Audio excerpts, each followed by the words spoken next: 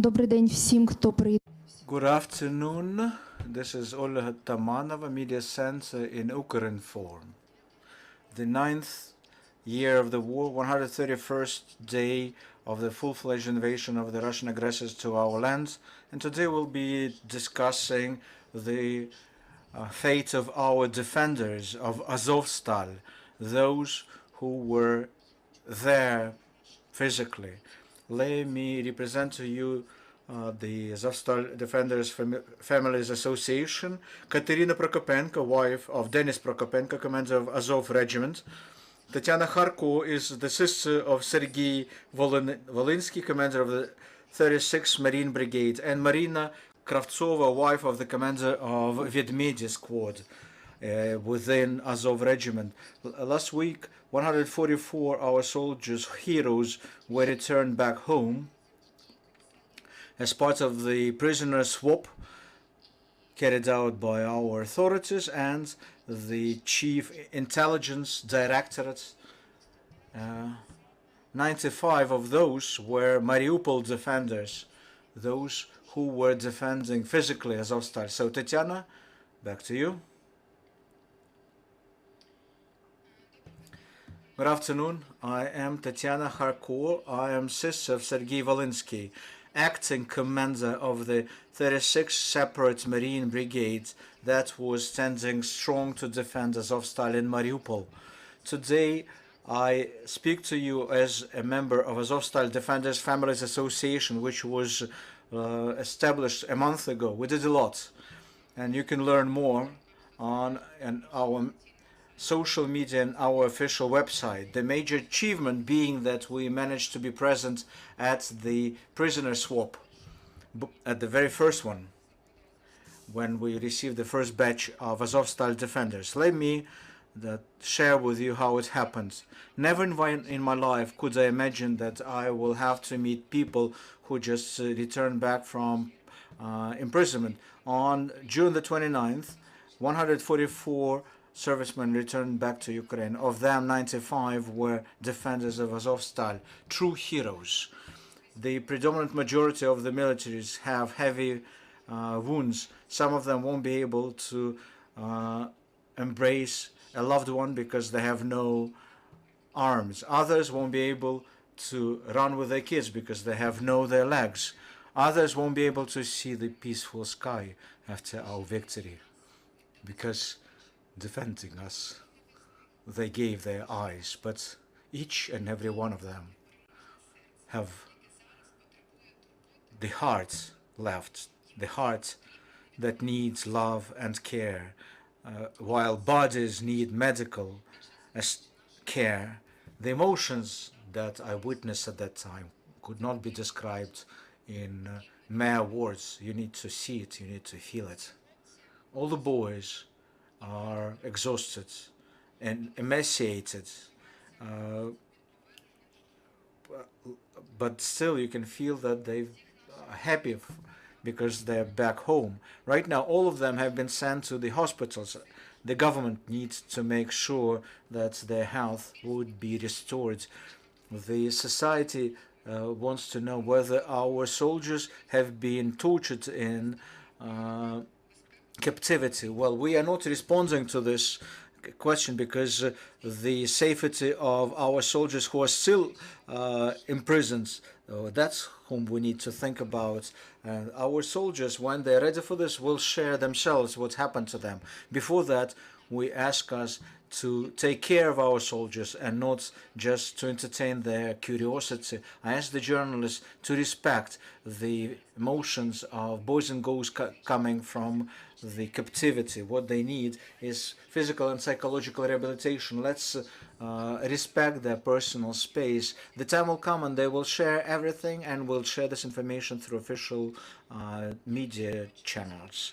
I would also like to share thanks for this prisoner swap for President Zelensky, to the Chief Military Intelligence Directorate, to the General Staff, to each and every person who made it our heroes possible for our heroes to come back home. I know that there are lots of people who do a lot but don't speak about this. So this swap has been an important result as is, but that's only the beginning of this road. Lots of other heroes need assistance. They need to be liberated. They need to be back home as soon as possible. We hope that our president and the coordination headquarters will spare no efforts. We hope and believe in this. While meeting with our heroes, I talked to a boy who told me that my brother, Sergei Volyn, saved his life. Frankly speaking, I didn't even know how to react to such words. I was looking into his eyes, trying to curb my tears back. I am confident that we'll learn more stories like this because each defender of Azovstal is a true hero. They've been saving each other and they've been saving us. I believe and hope that our authorities and all of us will never forget what Azovstal defenders did, and thus will make sure that we save them all. Thank you. Marina, can you tell us what do we know about our defenders, men and women who are still in captivity? Hello, I am Marina Kravtsova. I am wife of the Alexander Kravtsov, commander of Vedmedia squad that were defending the city of Mariupol and Azovstal planned from day one of this full-fledged invasion. For quite a while, they were believed to be dead, but they're alive and they are still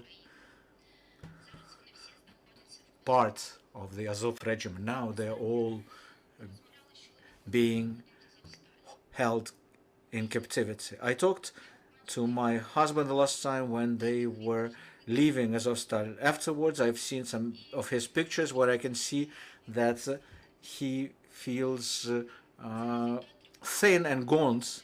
I could hardly recognize him. This is the result of 3 months of defense of Mariupol. Now he is facing new challenges. I cannot even imagine what's the state of my husband now.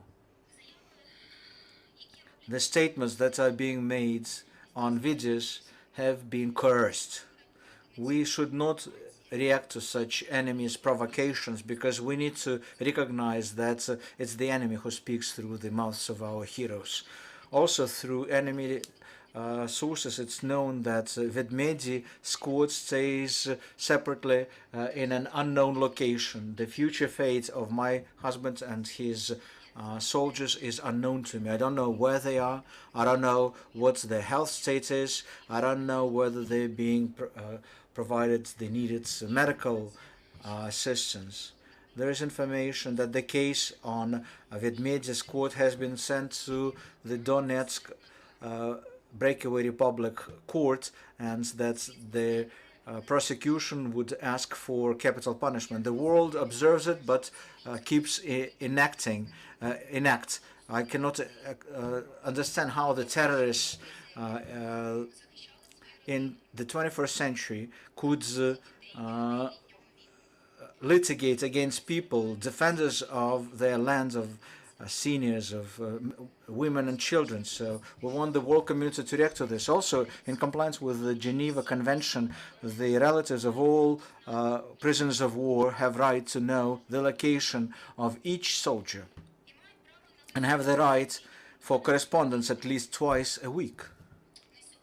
As of today, it's 6 weeks since I received the information about my husband, like relatives of all of the Ukrainian soldiers who are currently being imprisoned in Russia. Ukraine sticks to all of the Geneva Convention commitments in respect of the Russian prisoner of wars at the territory of Ukraine. We hope that our counterparts will do the same, comply with the human rights, and finally will allow the Red Cross monitoring mission to come and see with their own eyes what is the state of our defenders now. Back to Katerina.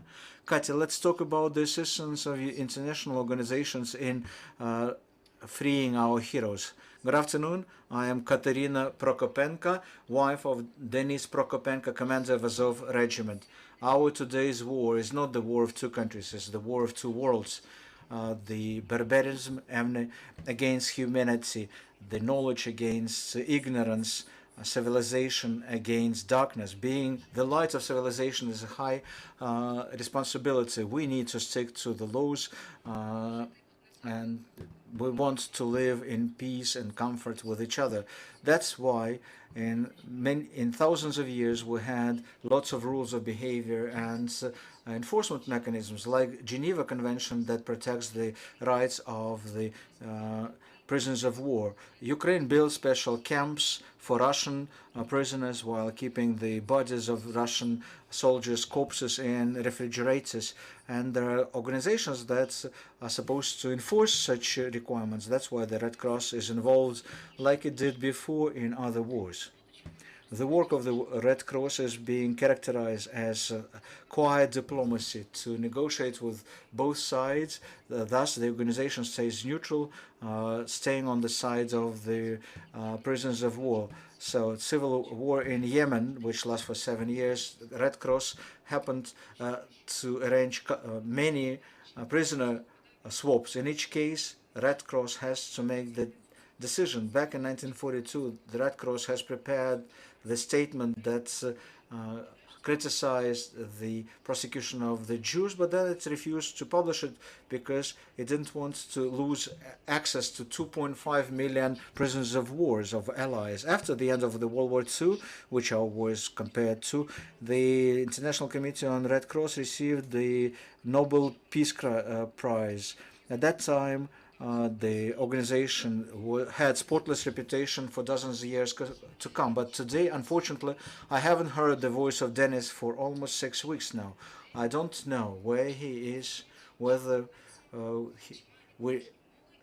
he's been taken care of. Wasn't he exposed to tortures? For 3 months, he and his soldiers were defending Mariupol. He delivered on his commitment. Now we need to deliver on our own to save his life and the life of his brothers-in-law, defenders of Azovstal and Mariupol. If only that would be the war between two civilized countries, this press conference would have no need, because according to Geneva Connections, I would regularly learn from Red Cross or Denis himself that everything is okay with him. But our enemy is cynical. In his eyes, our rules are our weaknesses, lies, terrorism, killings. That's the tool set of our enemy. I am afraid that if we keep mum about this, if we are waiting for happy end silently, if we just want to rely on soft diplomacy alone, we'll lose. We need all of the existing rules and mechanisms that will help us to move this war for Mariupol garrison. So far we managed to bring the boys from Azovstal, and I am ready to resort to the same tools to help to return our boys and girls back home, and thus helping me to get back to pre-war life with Denis. I talked to my husband before they left Azovstal. I asked a lot of questions. What would happen when he would be in captivity in the hands of the enemy? He said, according to the convention, there should be regular communication with the relatives, in ideal through video conference. You've seen it yourselves, how we give this opportunity to the Russian prisoners of war, but they don't give it to ours. Twice a week, a Red Cross representative should monitor the state of health, the conditions, and absence of tortures. They were promised this. These were the conditions when they left. Well, so far, nothing has been done for this. The Red Cross hasn't called almost everyone after the liberation. As to the second condition, well, I have my doubts. But after the last interview of Tyra, when she talked about atrocious treatment of women. Well, why do we have Geneva Convention if there is no enforcement mechanism to make it viable? So does the Red Cross monitor the execution of this convention? Our Association of the Families of the Azovstal Defenders was established to share the importance of this topic to the Western media, which don't need to be afraid of the terrorists.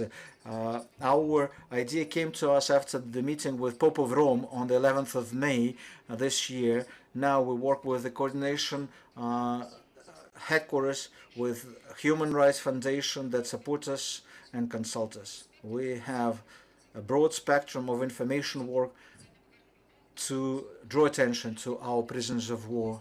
We conduct photo exhibitions, presentations, flash mobs, sports competitions, active media coverage, and stories about heroic warriors. Recently, we established the funds that will help the destitute households of the deceased soldiers of Azovstal. We asked the journalists, we asked the whole civilized world not to forget about our soldiers, to reminds everyone that the Geneva Convention should be observed, that the international organizations should help bring our heroes back home. The situation around Azovstal defenders is not standard. We all recognize that. And we all know that there are no issues that could not be resolved. We urge the Red Cross to find a non-standard solution and thus allow them to visit the location where our warriors are being kept. Don't forget them. We need to fight for the dignity of our soldiers. Glory to Ukraine, glory to defenders of Mariupol, glory to Azovstal defenders, glory to Ukraine, glory to the heroes. Colleagues, you can ask your questions, raise your hands, and please use a mic. Svetlana, please introduce yourselves. Nina Todova, Kyiv TV channels. Question to Ms. Prokopenko. We have very little information about where the soldiers are being kept. The only source for us are Russian media, and they claim that some of the soldiers are in Alenivka, some of the wounded are in Novozovsk, and according to other information, all the commanders are being kept in Lefortovo pre-trial detention facility in Moscow. So could your husband be tried, which would make it difficult for him to come back to Ukraine? Yeah, we have this information. We cannot confirm this information because we haven't received information from the Red Cross about the accurate location of our boys. There is different information. Some sources claim one location where our boys are being kept. Others mention other locations. So we constantly keep asking questions. Where are they? What are they doing? How are they being treated, etc. For the time being, we don't know where the commanders are being kept. Preliminary, through enemy mass media, we know that it could be Lefortovo, but it's not been confirmed yet. As to the courts, well, you know what? It's not well understood to me how can they try Ukrainian soldiers who are citizens of Ukraine, how they could be tried at the territory of other country. For what? That's an unclear question. But on the other hand, it's just a show. Russia needs to feed its TV audience with some theatrics. So it might be a mock trial, if you will, but all of our soldiers are Ukrainians, born in Ukraine, defending Ukraine. They've never attacked other country. They never killed civilians of other countries. I don't even know what they could be tried for. That's just pure Russian propaganda and Russian way of running warfare to feed domestic audience with such mock trial information. I don't see the reason to stress over this. They will all be returned. I believe in this. We'll be fighting for each and every one who is being in captivity now. So there's no sense to be worried about this. Pavlo Kovalchuk, UNN. First of all, I would like to thank you for your resilience. You're a great example for standing strong. Thank you. So the question is to you, Katerina, about the prisoner swap. Of those 95 Azovstal defenders, there was only one woman. How come? Can you try and think and look into the thoughts of orcs? Why are they not swapping our women? Жінки в першу чергу обміну, то вони обов'язково потраплять. Service women will be in the second and next waves of prisoner swap.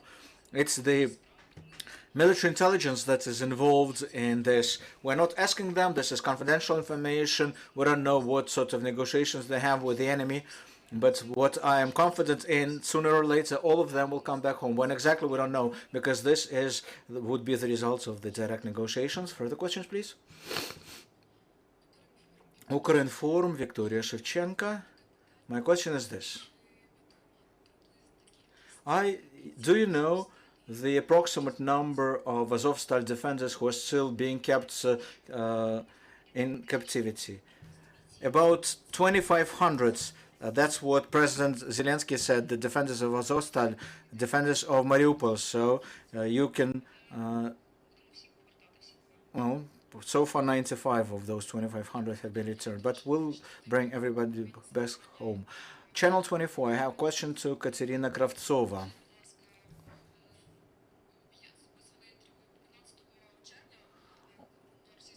On June the 15th, Russia showed video where you can see 4 defenders, one of them your husband, others published videos.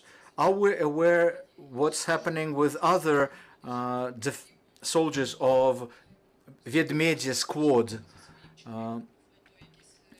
And looking at the pictures of your husband, could you see any signs of tortures? Because during the interview of fiancé of Steiner, soldier, she said that her boyfriend had the upper teeth pulled out. So what happened with your husband? Well, thank you for your questions. As to the first one, on the information about other soldiers of Vedmedya squad, no information about them. They haven't been communicating with their relatives after that. On the videos, we only saw pictures of 3 people, and one of the soldiers, you could see that physical force has been applied against him. And we have no information about the others. As to my husband, I have seen only one picture, which was published a couple of days after he was captured. I couldn't see any visual, tangible signs of torture, but the fact that he was in the very difficult state of health, that was quite obvious. He was quite sick when he was captured, so that's exactly why it's important for the Red Cross to receive the response about his state of health, whether he is being provided the needed health care. Thank you. More questions?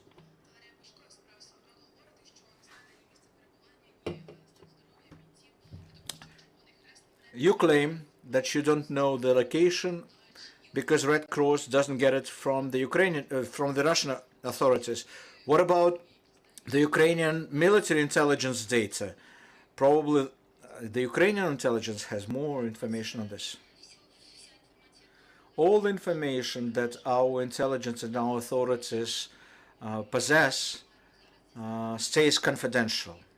So the only type of information that we could rely on is what would come from the third party, in this case the Red Cross International Committee, which by international laws should be there, should monitor the state of health of our soldiers, and who should force the enemy to allow our soldiers to communicate with their relatives. Thank you. More questions, please?